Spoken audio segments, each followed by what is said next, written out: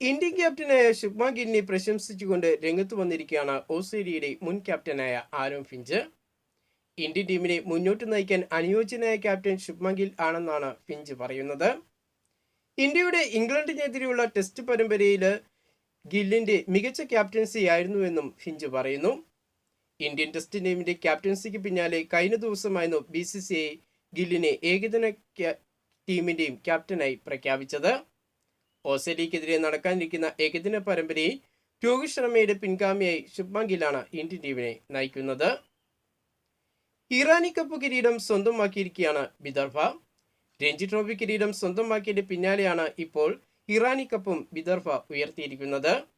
ഫൈനലിൽ rest of ഇന്ത്യയെ 93 റൺസിനായിരുന്നു അവർ തകർത്തുകൊണ്ടായിരുന്നു കിരീടം സ്വന്തമാക്കിയത്. ഇറാനി കപ്പിൽ 3ാം തവണയും പങ്കുചേർന്ന വിദർഭ ഇത് 3ാം വട്ടമാണ് കിരീടം സ്വന്തമാക്കുന്നത്. അതും ഇറാനി കപ്പിൽ ഏറ്റവും കൂടുതൽ തവണ കിരീടം നേടിയിട്ടുള്ള റെസ്റ്റ് ഓഫ് ഇന്ത്യയാണ് ഫൈനലിൽ ഇറാനി കപ്പിൽ അവർ പരാജയപ്പെടുത്തി കിരീടം ഉയർത്തിയത്. കൂടുതൽ ക്രിക്കറ്റ് വാർത്തകളും വിശേഷങ്ങളുമായിട്ട് നമുക്കിനി അടുത്ത വീഡിയോയിൽ കാണാം.